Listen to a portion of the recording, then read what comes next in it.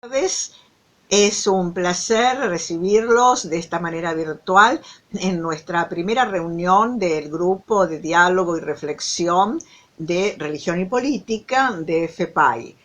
Un grupo pequeño configurado por especialistas interesados en trabajar casos concretos que vinculan la religión y la política, analizando los usos políticos de la religión y los usos religiosos de la política.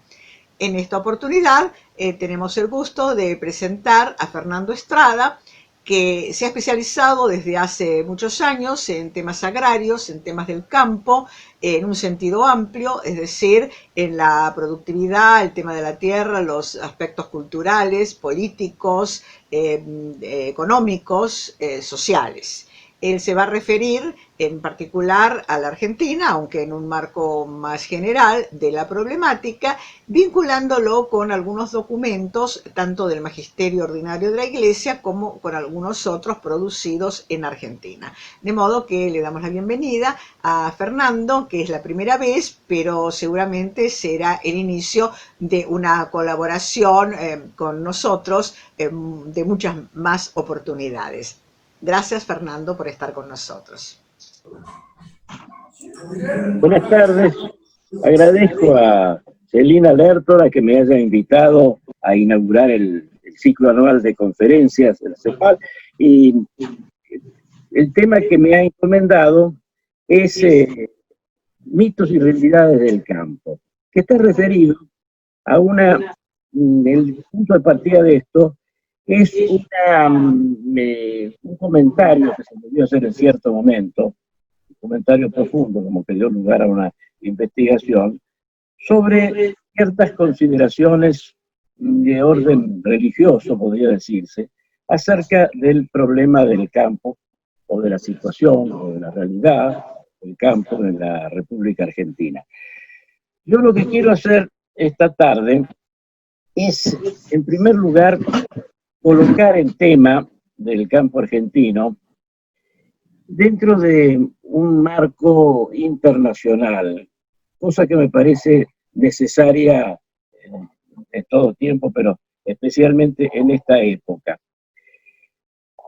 Hay que definir, en este sentido, un concepto que es el de seguridad alimentaria. La Organización para la Alimentación y la Cultura de las Naciones Unidas, la FAO, define así, lo hizo en el año 1966. Existe seguridad alimentaria cuando toda la población, todo el tiempo, tiene acceso físico y económico a una alimentación suficiente, segura y nutritiva que satisfaga sus necesidades dietarias y preferencias de comida para una vida activa y saludable. Bueno, esto como invocación y meta moral es desde luego plausible, pero está sujeta a las posibilidades de alcanzarla. En el siglo XIX, este tema fue particularmente utilizado por un amplio movimiento conocido como neomalthusianismo. Muy bien. En efecto, la seguridad alimentaria, tal como se la concibe en la definición que acabo de citar, es un concepto contradictorio con el neomalthusianismo, a no ser que la población se mantenga estable y a niveles bajos, única condición que ciertamente oscurece los alcances éticos de dicho objetivo. El neomalthusianismo se extendió a lo largo del siglo XIX y las primeras décadas del XX como un movimiento de tipo, bueno, ideológico, podría decirse, pero tuvo su gran oportunidad al constituirse la Organización de las Naciones Unidas en 1945. Todavía existía desde décadas atrás un Instituto Internacional de Agricultura, que al formarse la Organización para las Naciones Unidas, fue transformado en la FAO. Los primeros años de la FAO tuvieron como director a Lord Boyd Orr. Boyd Orr pertenecía al Partido Laborista inglés. Y es de recordar que el ensayo del Partido Laborista inglés a partir de 1945, que no pudo llevar a cabo su plataforma completa, pretendió una socialización muy amplia de la vida social en general, y dado el papel de Inglaterra en el mundo, extenderlo de una manera internacional. Por eso, la acción de Boyd Orr mereció el calificativo que le dio la revista The Economist en 1952, en su número del 23 de agosto. Y dice que el periodo de Lloyd Orr al frente de la FAO son propios de una institución estable dedicada a demostrar que en el mundo no hay suficiente alimento. Lloyd Orr y la FAO en ese momento, por consiguiente, afirmaban pues que correspondía constituir un organismo internacional que controlara la totalidad del comercio mundial de productos agrícolas. Es decir, la FAO tenía que ser el antecedente de una organización estatal de la cadena alimentaria mundial. Colin Clark, un conocido economista católico que en esa época desarrolló la mayor parte de su importantísima y valiosísima producción, comentaba a este respecto: al retirarse de su puesto de director general de la FAO, Lord Boyd Orr afirmó que el destino de al menos 2/3 de la humanidad es una vida de desnutrición y de hambre. Y sigue diciendo Colin Clark: esta afirmación inexacta, basada de hecho en un error aritmético, todavía está en circulación. La gente tiende a pensar que algo que ha escuchado tan a menudo debe ser verdad. Pareciera que muchos seres humanos experimentan una necesidad emocional que los compele a exagerar la magnitud de la miseria que hay en el mundo. Especialmente censurable son, sin embargo, numerosos hombres de letras, científicos y teólogos eminentes, hombres cultos que se supone que examinan con cuidados los elementos probatorios en que basen sus afirmaciones, y que no obstante han proclamado la historia de los 2/3 de la humanidad, pretendiendo que otros los siguieran. Por cierto, sigue diciendo Colin Clark, esta historia proporcionó un aliciente emocional magnífico a todos aquellos que pensaron que el mundo estaba superpoblado o que era necesaria una revolución mundial, y también a aquellos que combinaron ambas creencias. En aquellas épocas tan pesimistas, iniciales de la FAO, otro economista que fue premio Nobel, Theodore Schultz, fortaleció la posición de Lord Boyd Orr, pero luego, al profundizar el tema, llegó a la conclusión contraria. Llegó a la conclusión de que la actividad humana, la inventiva humana, lograría una tecnificación de la agricultura y terminaría satisfaciendo esa necesidad internacional. Una apuesta, como se ve en sus obras, repito, a la creatividad humana, no a los errores aritméticos que denunciaba Colin Clark. De todos modos, la cuestión salió del terreno teórico, podríamos decir, cuando en 1948 un equipo de agrónomos encabezado por Norman Borlaug obtuvo en México tras 4 años de experimentos genéticos, algunos tipos de variedades de trigo resistentes a las plagas que impedían el cultivo de cereales en la región. A partir de ese resultado, México logró su autosuficiencia en el consumo de trigo y las experiencias perfeccionadas se difundieron por el mundo. El rendimiento de los vegetales cultivados para alimentación humana y animal aumentó más que aritméticamente, a la par que los productos de laboratorio empleados para ello eran requeridos con necesidad creciente, así como también la necesidad de maquinarias novedosas que acompañaban al proceso. Estas transformaciones recibieron el nombre genérico de Revolución Verde. Ahora es curioso que al mismo tiempo que apareció esta Revolución Verde, tan preñada de posibilidades favorables para el género humano, también se desarrolló, y quizás con más intensidad mediática, publicitaria, en algunos casos académica, se desarrolló lo que podríamos llamar angustia ecológica, que abarcaba principalmente la preocupación por la contaminación ambiental, la explosión demográfica, el agotamiento de los recursos naturales y la falta de alimentos. Todo esto lo daban como un horizonte a plazo muy breve. Entre los más relevantes exponentes de este pesimismo profundo se destacan Lester Brown, Paul Ehrlich y el equipo del Club de Roma, responsable de un famoso informe del que nos vamos a ocupar. La obra de Lester Brown es extensa y a lo largo de ella permanece intacto un sentido negativo respecto al futuro de la humanidad. Brown reconoce los logros de la Revolución Verde, pero pretende advertir que esos progresos llegaban a su fin. Funda su sombrío pronóstico en el hecho de que la Revolución Verde pudo cumplirse porque coincidió con la abundancia y baratura del petróleo, base energética que permitió las innovaciones tecnológicas agrarias posteriores a la Segunda Guerra Mundial, en especial los fertilizantes y los plaguicidas.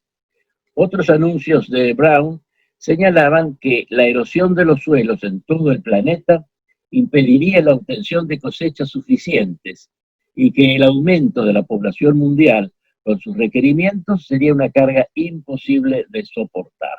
Por añadidura, el agua como recurso comenzaba a escasear. En síntesis, tal es el panorama inquietante que, según Lester Brown, reemplazaría desde 1973, y más precisamente desde la década de 1980, a los amables tiempos de la Revolución Verde. Brown recordaba que en 1950 la producción mundial de granos había sido de 623 millones de toneladas. En 1973 la cifra se había duplicado y en 1983 alcanzaba 1.500 millones.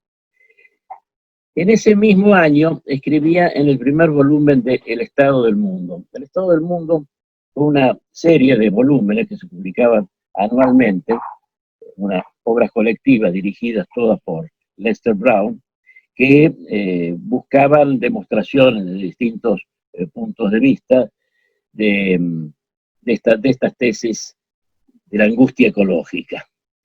Y en el volumen, que fue el primero, de 1983, como decía, del Estado del Mundo, se puede leer esto. El problema alimentario de mediados de los 80 es la consecuencia, en gran medida, del desgaste de los recursos, el agotamiento de las reservas de petróleo, la pérdida de humus por la erosión y la creciente competencia por el agua son aspectos centrales para entender las tendencias en la economía mundial de alimentos. Si entre 1980 y 2000 existe un incremento neto de 6% de tierras cultivadas y una continuación de las tasas de erosión del suelo, el monto de humus por persona descenderá de 792 toneladas a 489 a finales de siglo, una disminución de 38%. Que hasta ahí la cita, esta disminución se traduciría también en una reducción semejante en la producción de alimentos. Sin embargo, los informes de la FAO refieren que en el año 2016 la producción de grano fue de 2.543 millones de toneladas. Por cierto, muchísimo más que la cifra escasa que nos prometía Lester Brown. En 1968, con un generoso apoyo publicitario internacional, apareció la primera edición de La Bomba Poblacional, una obra de Paul Ehrlich, donde se sostenía que el control de la natalidad se había vuelto imperativo, no solo en los países subdesarrollados, sino también en los industrializados. El aporte de Ehrlich a la causa neomalthusiana radica principalmente en que vincula los problemas que aquejan el medio ambiente con el supuesto exceso de población. No solo la contaminación de todo tipo es para Ehrlich una consecuencia del desborde demográfico, sino que también lo son el aumento de la delincuencia, la difusión de enfermedades y otras calamidades. Por supuesto, todo esto desembocaría en una imposibilidad de convivencia entre tanta gente y la crisis de la alimentación, la crisis de la producción de alimentos. Para justificar este aspecto de sus profecías, dice así Paul Ehrlich.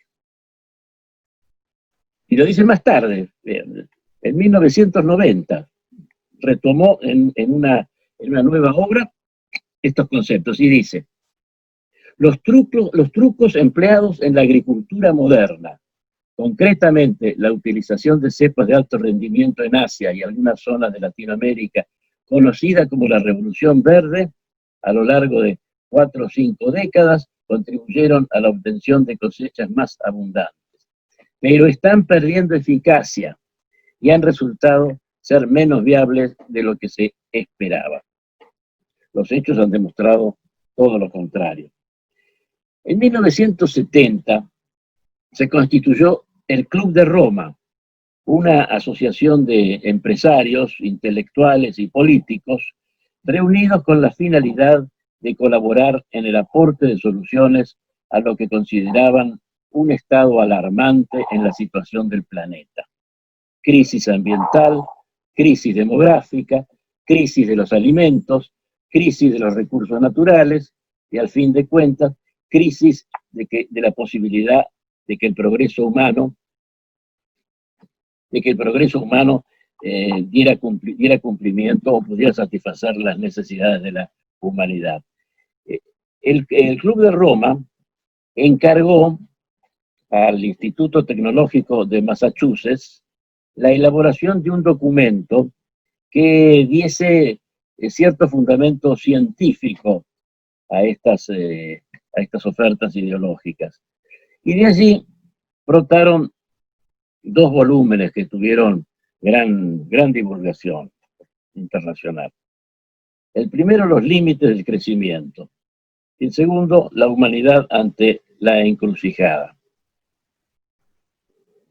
Con el tiempo fueron tomados por el público esos títulos con un poco de picardía y se los comenzó a llamar los libros del fin del mundo. Ambos informes, pecaban de extrapolaciones esenciales de los datos iniciales y no siempre seguros, y casi siempre derivaban en perplejidades para formular recomendaciones. Según el Club de Roma, era necesario un plan maestro universal que regulara la actividad humana, si se quería evitar este apocalipsis. Pero no se atinaba a bosquejar cómo debía ser ese plan maestro. Entre tanto, convendría reducir al mínimo el crecimiento de la población y reducir el consumo de energías y minerables a la espera del ayuno colectivo ineludible y despiadado. En definitiva, el objetivo del Club de Roma era el control de la natalidad en una escala internacional. Y como verán ustedes, parece, parece que la difusión de ese pesimismo respecto a la posibilidad de la seguridad alimentaria en el mundo fuese un instrumento para lograr el control demográfico. Las informaciones que hay de la época, el plan Kissinger, por ejemplo, indican que el objetivo central de estas políticas era en efecto ese. No es algo que haya cambiado con el tiempo, pero sí que tiene otras modalidades. Posiblemente, o más que posiblemente, la divulgación de propagandas y de recomendaciones oficiales y hasta imposiciones de los distintos gobiernos en pro del aborto y de la homosexualidad, en definitiva a lo que estén apuntando es al control de la natalidad. Pero mientras esta campaña persistía y se multiplicaba, la contemporánea Revolución Verde desmentía a estos pronósticos agoreros del neomalthusianismo, los desmentía con los hechos. Y aparecían también visiones intelectuales realistas y profundas para llegar a lo que ahora llamamos seguridad alimentaria. Así, uno de los documentos del Concilio Vaticano II decía: para hacer frente al crecimiento de la población y para responder a las aspiraciones más amplias del género humano, nos esforzamos por elevar el nivel de la producción agrícola e industrial, como así también el volumen de los servicios que ofrecen. En esta exhortación resonaba un eco de la encíclica Mater et Magistra. Decía allí Juan 23, en los párrafos 185 a 192. En estos últimos tiempos se plantea a menudo el problema de cómo coordinar los sistemas económicos y los medios de subsistencia con el intenso incremento de la población humana. Así, en el plano mundial, como en relación con los países necesitados. Dios, en su bondad y sabiduría, ha otorgado a la naturaleza una capacidad casi inagotable de producción y ha enriquecido al hombre con una inteligencia tan penetrante que le permite utilizar los instrumentos idóneos para poner todos los recursos naturales al servicio de las necesidades y del provecho de su vida. Por consiguiente, la solución clara de este problema no ha de buscarse fuera del orden moral establecido por Dios, violando la procreación de la propia vida humana, sino que, por el contrario, debe procurar el hombre, con toda clase de procedimientos técnicos y científicos, el conocimiento profundo y el dominio creciente de las energías de la naturaleza. Los progresos hasta ahora realizados por la ciencia y por la técnica abren en este campo una esperanza casi ilimitada para el porvenir. Juzgamos que la única solución del problema consiste en un desarrollo económico y social que conserve y aumente los verdaderos bienes del individuo y de toda la sociedad. Como se ve, había acá una exhortación a insistir con los adelantos de la técnica y de la ciencia, encontrando allí la solución al verdadero problema, al auténtico problema de la inseguridad alimentaria, mediante la producción de una mayor producción de alimentos, cosa que no es posible, ya entonces lo declaraba tan claramente el Papa Juan XXIII, que con estos progresos tecnológicos.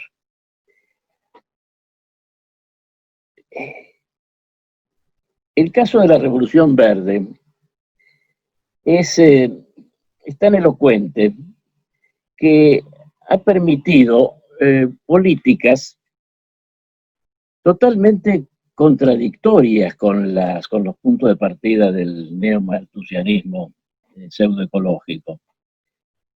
En algunos países de la Unión Europea se subsidia al campo para que reduzca su producción y conserve así un nivel de precios altos. Esto se hace no con sacrificio de la población, sino porque precisamente a través de la tecnología pueden determinarse la cantidad de alimentos con los cuales se satisface una situación del momento, pero se determina, por ejemplo, el movimiento migratorio del campo a las ciudades. Incluso en los Estados Unidos, a partir de 1950 hasta la década de 1970, se prohibió, para mantener los precios, el cultivo de casi 180.000 kilómetros cuadrados, hasta que cambiaran las circunstancias del mercado mundial. ¿Cómo explicar entonces que todavía hoy tenemos el problema de la hambruna internacionales cuando hay tantas sociedades ricas en alimentos, como la Argentina, que también tiene sus manchones de hambruna? Bueno, Colin Clark ya había respondido a la pregunta cuando sus polémicas con la primera dirección de la FAO. El problema de hacer llegar los abundantes frutos de la producción mundial a quienes más lo necesitan es político y administrativo antes que económico y científico. En primer lugar, se hace preciso establecer las cifras oficiales de este problema.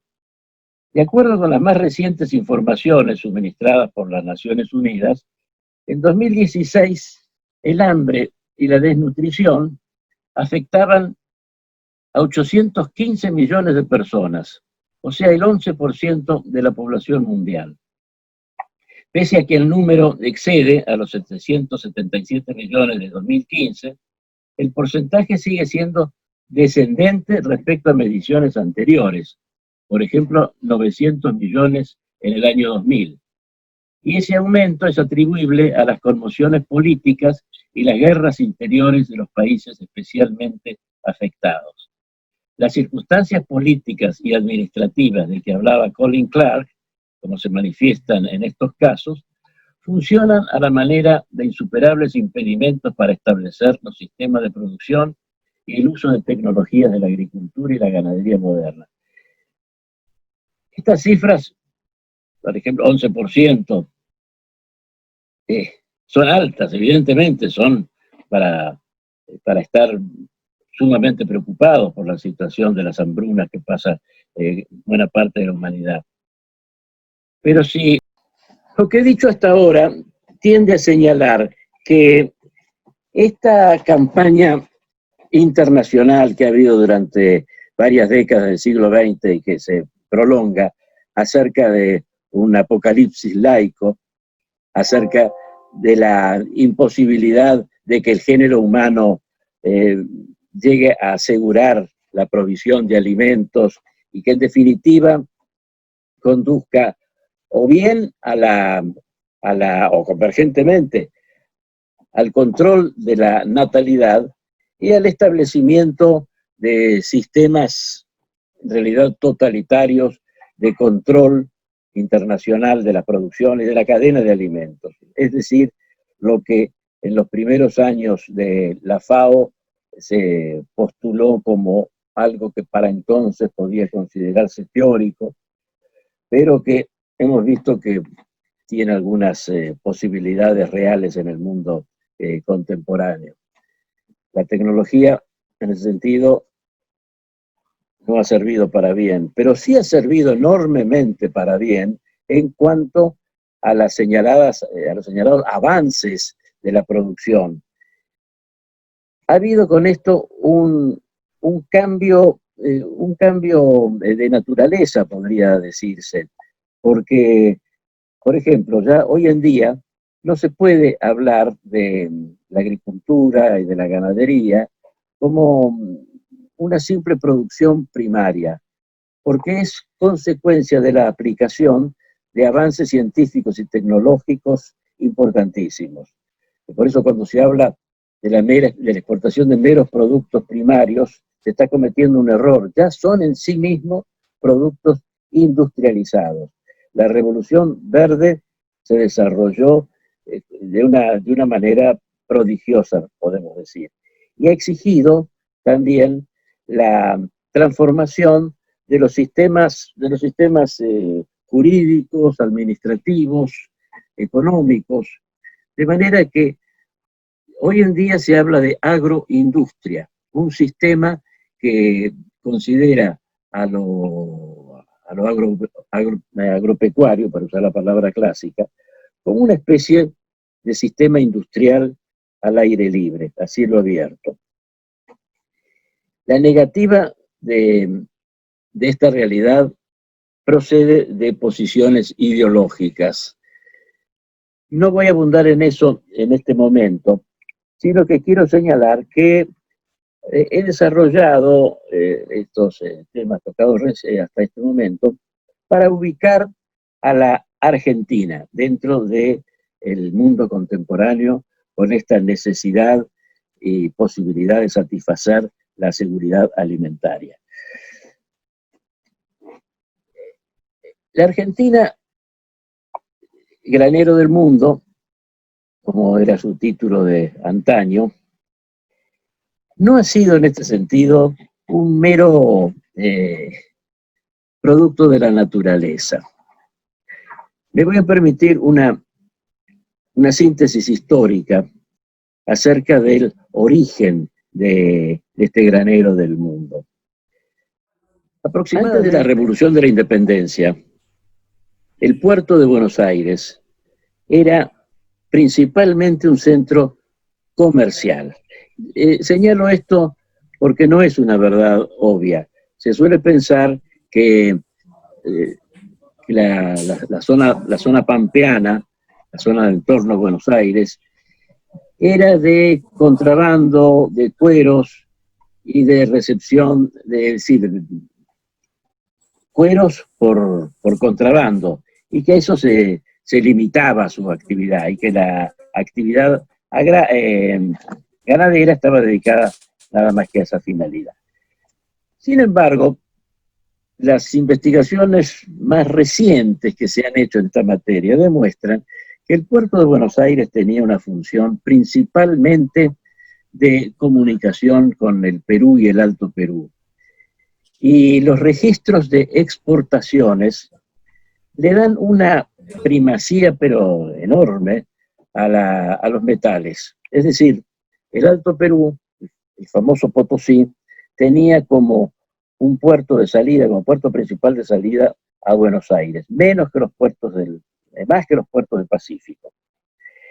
Ahora bien, existía entonces un eje de relaciones comerciales entre Buenos Aires y Potosí, un eje que generaba actividad económica en todo el territorio que ahora constituye el interior de la Argentina.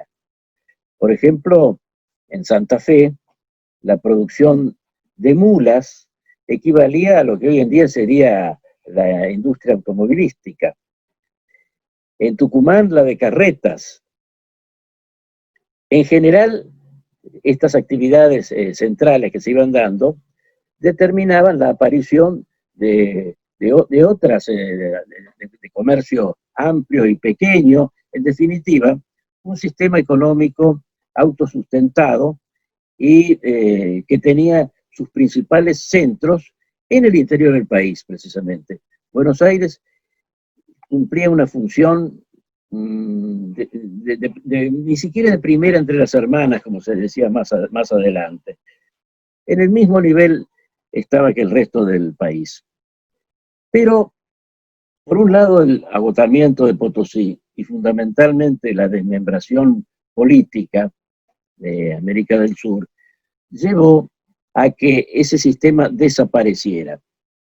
Subsistió entonces en torno a Buenos Aires la explotación ganadera, que en los primeros años de la independencia se limitaba a la obtención de cueros y a los saladeros. Los saladeros eran establecimientos donde se trataba la carne de una manera medio primitiva, se la sometía a salazones y así se podía exportar con un destino no demasiado delicado, porque era la alimentación de esclavos para Brasil y Cuba principalmente, un tipo de carne ordinaria que nunca pudo encontrar, y en tiempos posteriores, un mercado más exigente.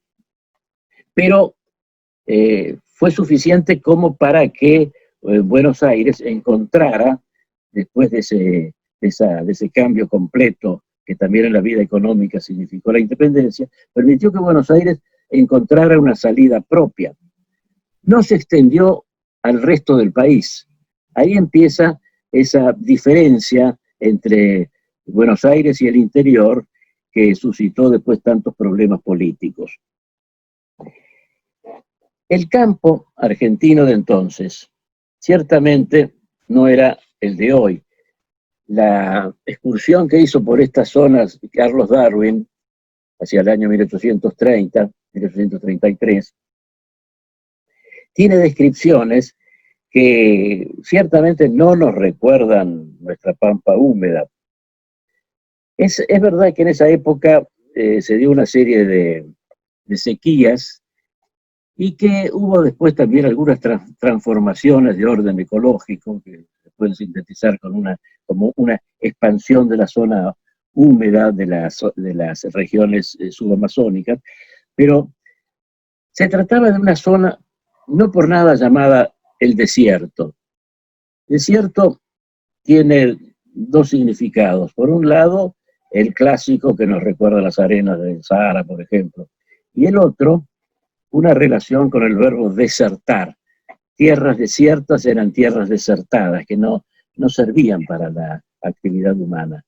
Y el desierto pampeano, fue arrebatado a la improducción, por decir así, por estas necesidades que existieron de buscar otras fórmulas económicas, que para Buenos Aires fue el desarrollo de una ganadería no tan elemental, no tan simple como se había ejercido hasta la Revolución. Porque si bien el saladero no reunía tantas condiciones para la exportación, era sin embargo un gran avance que necesitaba otras formas de trabajo, otras formas de elaboración de sus productos. Vino en esa época el auge de la oveja, el ganado ovino, que durante varias décadas fue el principal recurso de la Argentina y para sus exportaciones. La Argentina era, en el mercado internacional, un gran exportador de lana. Esos rebaños, esas majadas que estaban principalmente a cargo de pastores escoceses o irlandeses que conocían el oficio desde Europa, que lo habían traído desde allí y que trajeron también los mestizajes y trajeron una cantidad de métodos hasta para mejorar las pasturas. Los estancieros, los ganaderos, los imitaron. Lo que estaba diciendo es que la producción de ganado ovino en el Río de la Plata fue importante no solo en sí misma, porque hizo de esta región una gran exportadora de lana, sino que los métodos de veterinaria, los métodos de crianza, de mestizaje, de mejoramiento de las pasturas, influyeron para que los criadores de vacunos los asumieran y fueran consiguiendo, puede decirse a partir de 1855, 1860, fueron consiguiendo nuevos tipos de ganado cuya carne era requerida por importadores más interesantes que los que había habido hasta entonces para los saladeros. Y cuando llegó la industria frigorífica a poder aproximarse hasta el Río de la Plata en la década de 1870, tuvimos ese gran adelanto de las exportaciones que determinaron el incremento vertiginoso de la producción agrícola ganadera en la pampa húmeda.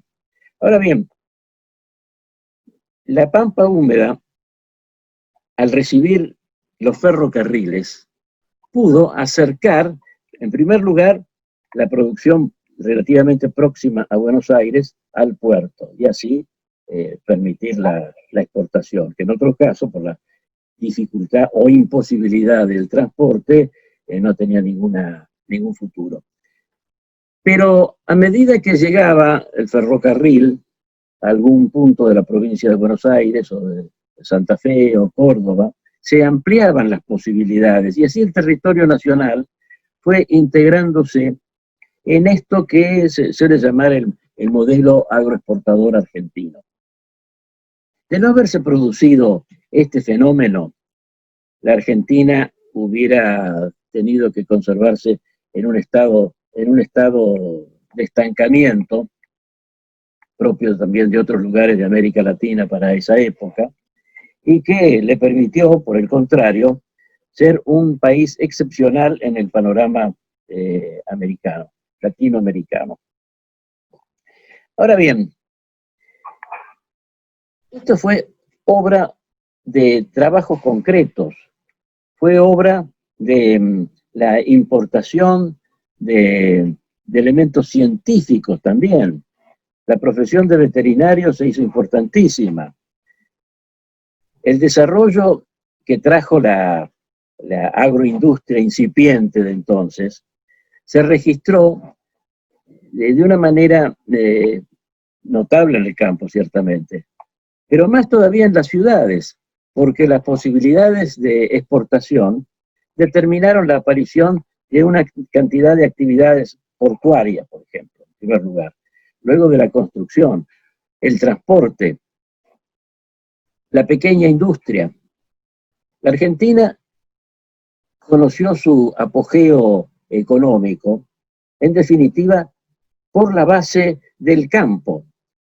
Ese gran desarrollo de sus ciudades, empezando por Buenos Aires, y su condición, en el caso de Buenos Aires, de Perla del Plata, ha tenido su base en la producción agraria.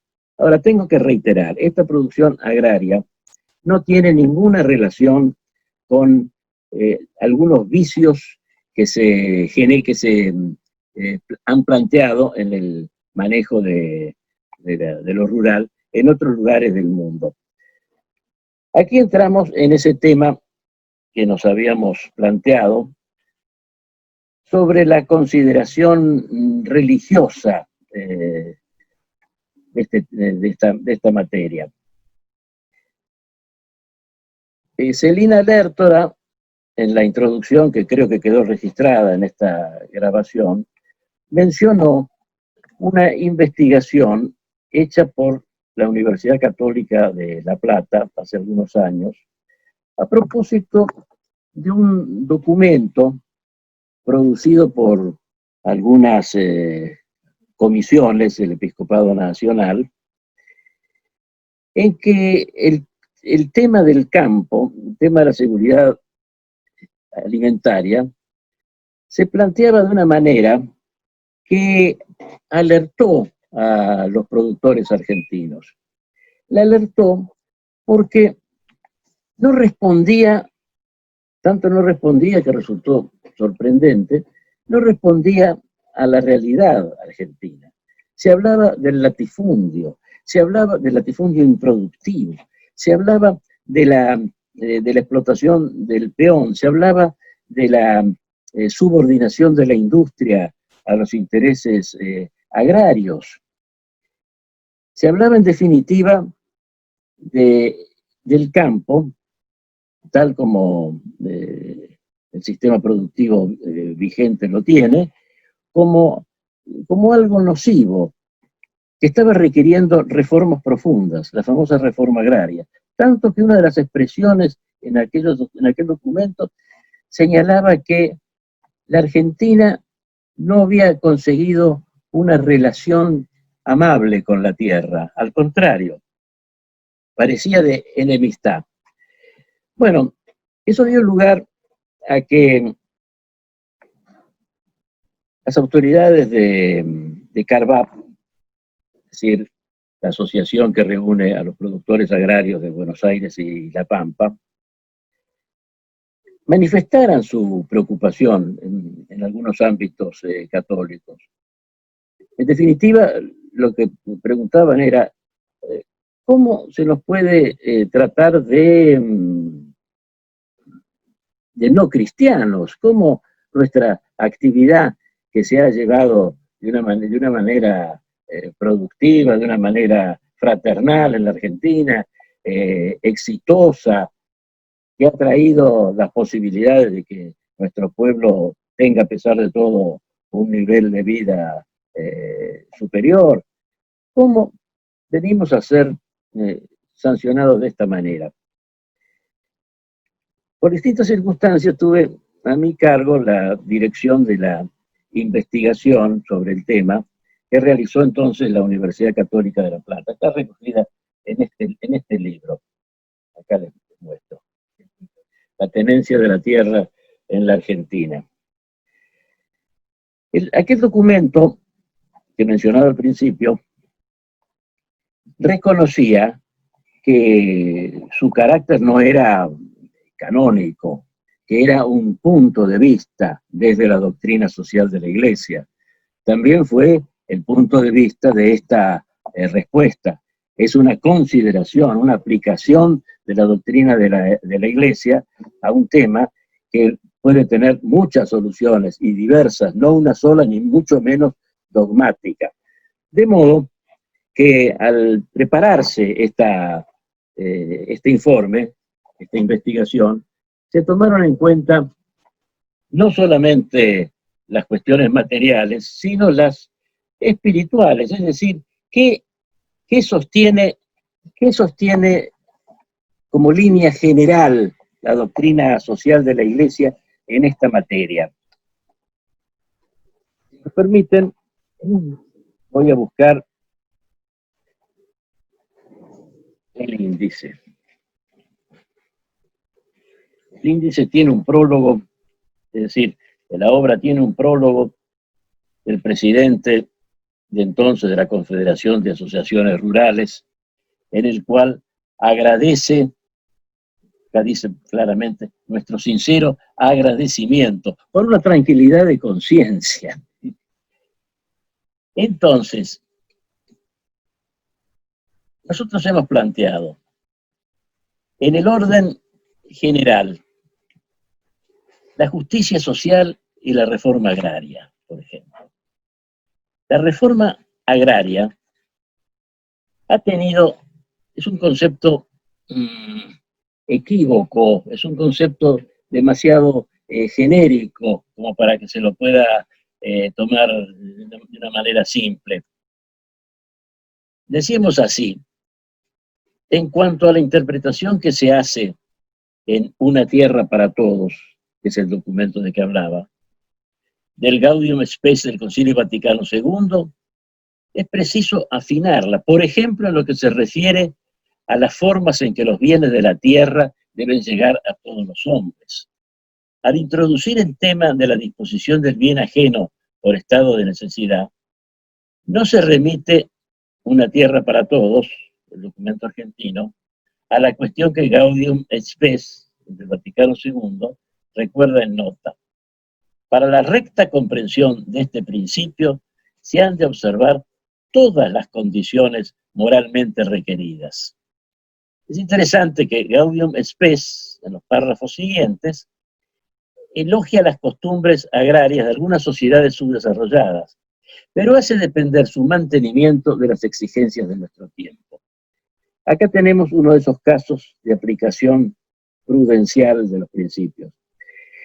Ciertas formas de producción agraria, que se pueden considerar tradicionales o anticuadas, son aún hoy día una posibilidad de progreso para países en estado de subdesarrollo muy extremo. Que se produzca alimentos para satisfacción de los productores y de un área pequeña, relativamente pequeña, de beneficiarios por vía comercial, está muy bien. Pero para países con un desarrollo mayor, como decíamos ya en lo que hemos hablado antes, es un elemento de atraso y es un elemento que choca con la con la visión moral y ética y aún de teología moral que nos señala la doctrina social de la Iglesia, porque la seguridad alimentaria, volvamos a eso, depende hoy en día, como se recordaba en la encíclica de Juan 23 y en otros documentos, depende hoy en día de la aplicación de la tecnología y de la ciencia de manera protagónica. Por consiguiente, defender o proponer como meta ideal de la vida rural formas primitivas de producción, que a veces quedan muy simpáticas porque se dice que es agricultura familiar, por ejemplo, es lesivo para los intereses humanos, es lesivo para el progreso de la sociedad y por consiguiente tiene trae un conflicto moral inevitable en su sustento. Hoy en día se está hablando también de soberanía alimentaria, no en el sentido de seguridad alimentaria, no es un sinónimo de ninguna manera, sino que es un concepto que se refiere a que dentro de cada país el Estado debe garantizar una cierta seguridad alimentaria, pero con sus propios elementos, y debe ver la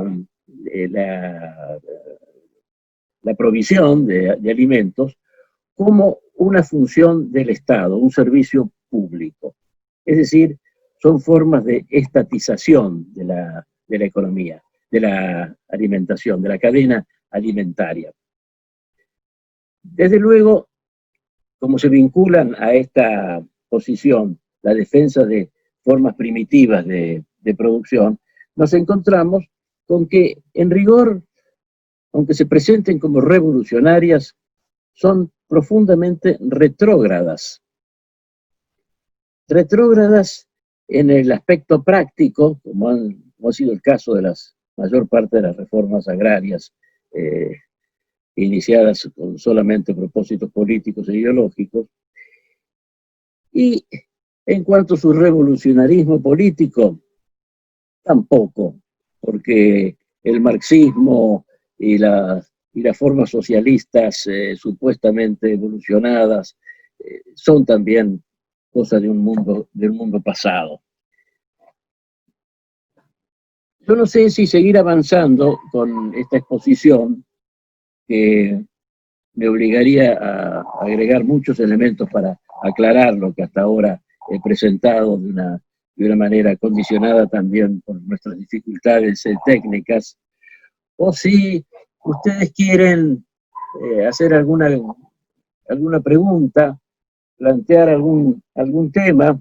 A mí, en cuanto a la primera parte, que fue todo el desarrollo, podríamos decir, de las teorías en el siglo XX, sobre todo a partir de la segunda mitad, sobre, bueno, el maltusianismo y eso, creo que eso quedó totalmente, podríamos decir, desvirtuado, a tal punto que hoy ya nadie las cuestiona, ¿no? Como, o sea, han dado, podríamos decir, al lugar incluso a doctrinas contrarias, cuando se dice, por ejemplo, que en la Argentina se producen alimentos para 400 millones y somos 40 y pico de millones y tenemos hambre, es obviamente un problema no de la producción o de la escasez, sino de la distribución, podríamos decir, claro. ¿cierto? Me parece que eso, o sea, que la Argentina también contribuyó digamos, a que esa teoría hoy quedara, ¿no? Como en la historia, podríamos decir, de las teorías, por llamarlas de alguna manera conspirativas, ¿no? Contra el tema de la natalidad, etcétera. O sea, esos argumentos hoy ya no se usan más. O sea que me parece que es o sea, toda esa primera parte que usted desarrolló con tanta, podríamos decir, precisión, me parece que eso ya pertenece a la historia directamente, ¿no? Del pensamiento, podríamos decir, socioeconómico, porque tiene que ver con la relación entre, podríamos decir, economía y sociedad. Y esta otra parte que usted trabaja, no sé, que es todo el desarrollo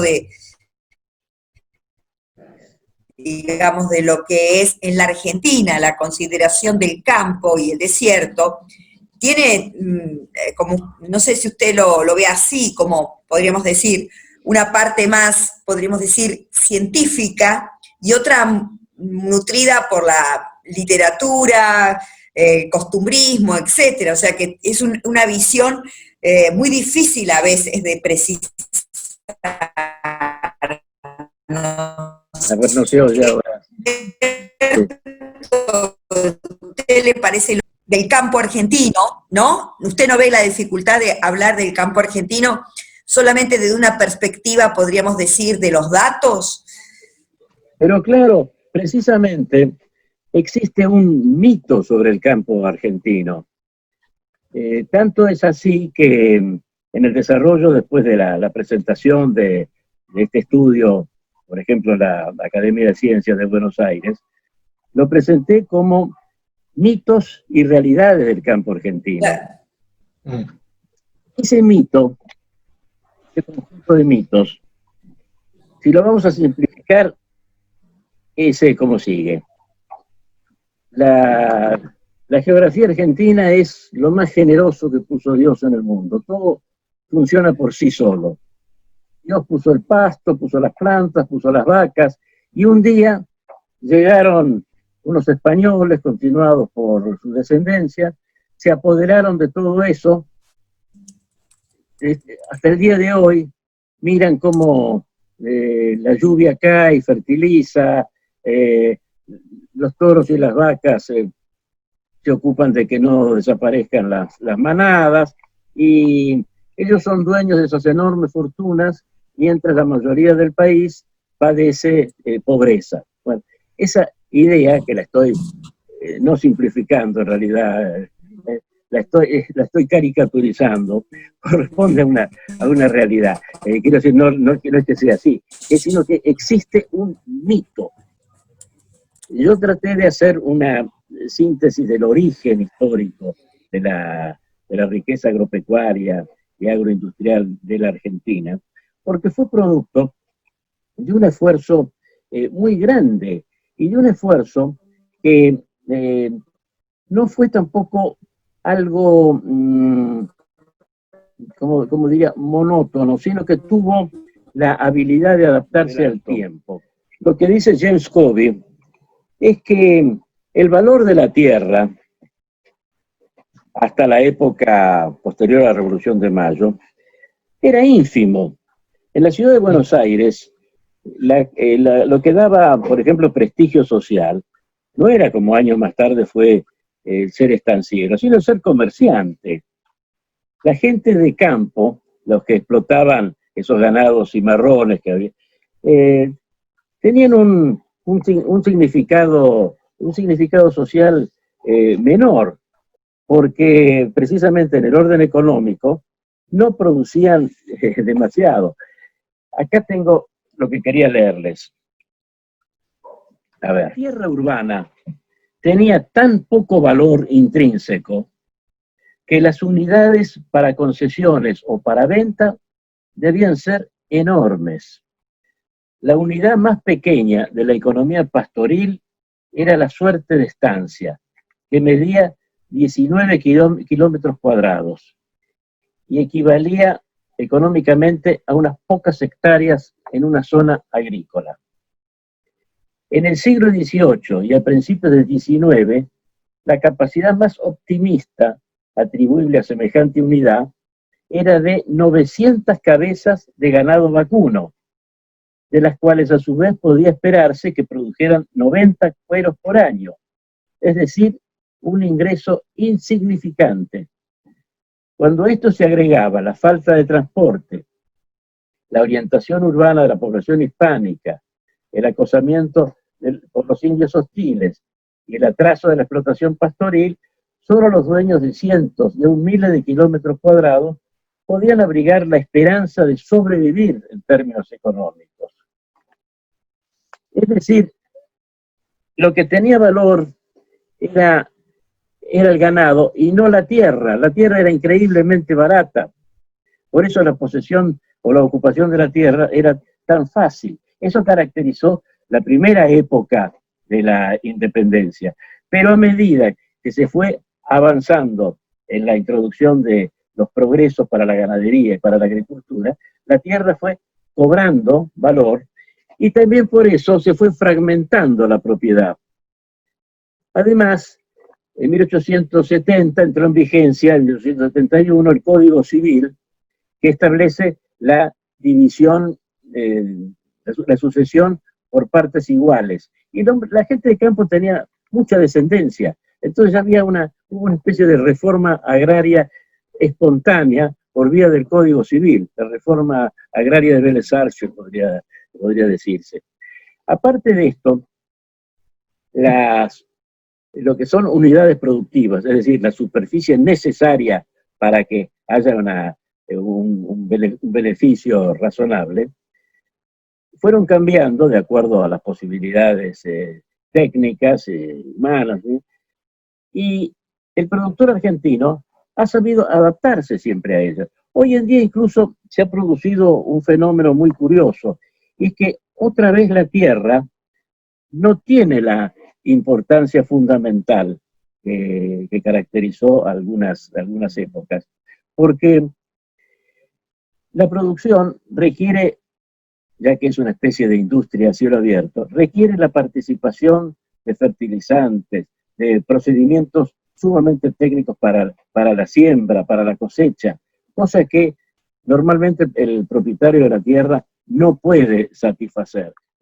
Muchas gracias, Fernando, por esta exposición tan detallada, tan concisa, tan bien estructurada de todos los problemas, tanto históricos como actuales en el marco general y en Argentina, así como la presentación de la problemática religiosa al respecto. Sin duda, este es un material muy importante para debatir, para reflexionar sobre una cuestión de acuciante actualidad y, desde luego, de mucha gravedad. Una vez más, muchas gracias, Fernando, por tu importante aporte.